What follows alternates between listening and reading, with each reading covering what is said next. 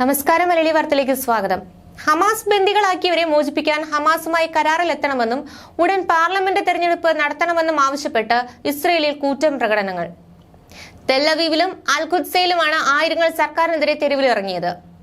പ്രധാനമന്ത്രി Benjamin Netanyahu രാജിവെക്കണമെന്ന് സമരക്കാർ ആവശ്യപ്പെട്ടു. ഗാസയെ തുടരുന്ന ആക്രമണത്തിനിടയിലും ഇത്തരത്തിൽ എല്ലാ ശനിയാഴ്ചയും ഇസ്രയേലി പ്രതിഷേധക്കാർ തെരുവുകൾ കീഴടക്കാറുണ്ട്. ആയിരക്കണക്കിന് പേർ തെല്ലവീവിലും ഹൈഫയിലും നടന്ന പ്രകടനങ്ങളിൽ പങ്കെടുത്തു. നെതന്യാഹു രാജിവെച്ച് വീണ്ടും തെരഞ്ഞെടുപ്പ് നടത്തണമെന്ന് സമരക്കാർ ഉന്നയിച്ചു. ബന്ദികളെ മോചിപ്പിക്കാൻ ഹമാസ് നേതൃത്വവുമായി ചർച്ച വേണമെന്നും ഇവർ ആവശ്യപ്പെട്ടു.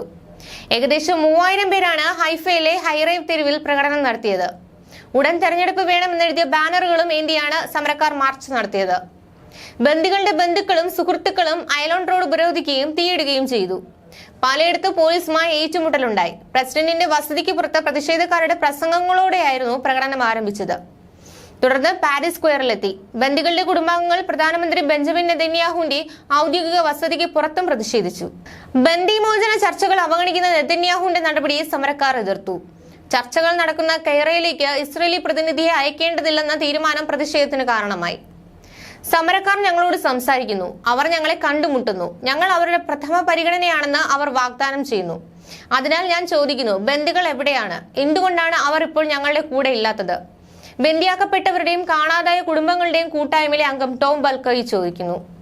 മിസ്റ്റർ നെതന്യാഹു, പ്രധാനമന്ത്രി എന്ന നിലയിൽ നിങ്ങളെ ഞങ്ങൾക്കറിയാം. വർഷങ്ങളായി നിങ്ങൾ ഞങ്ങളുടെ പ്രധാനമന്ത്രിയാണ്.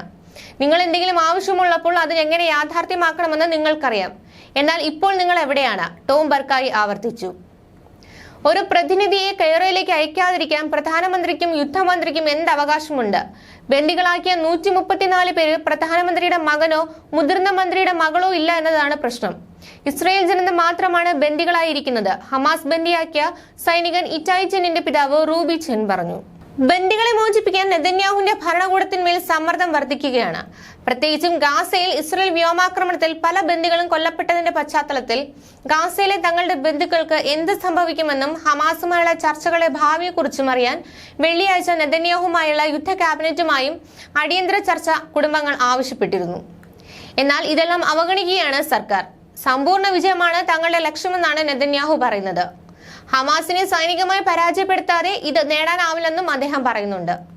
ഇതിന്റെ ഭാഗമായി ഗാസയുടെ തെക്കേ അറ്റത്തുള്ള റഫയിലേക്കും ആക്രമണം വ്യാപിപ്പിച്ചിരിക്കുകയാണ് ഇസ്രയേൽ. ഗാസയിൽ വെടിനിർത്തൽ കരാർ നിലവിൽ വന്നാലും റഫയ്ക്ക് നേരെയുള്ള ആക്രമണത്തിൽ നിന്ന് പിന്മാറില്ലെന്ന് ഇസ്രയേൽ പ്രസിഡന്റ് ബെഞ്ചമിൻ നെതന്യാഹു അറിയിച്ചു.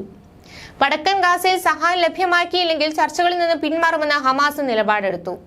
ലക്ഷങ്ങൾ അധിവസിക്കുന്ന റഫയ്ക്ക് നേരെയുള്ള ആക്രമണം വൻ പ്രത്യാഘാതങ്ങൾക്ക് ഇടയാക്കുമെന്ന് G7 രാജ്യങ്ങൾ ഇസ്രയേലിന് മുന്നറിയിപ്പ് നൽകി.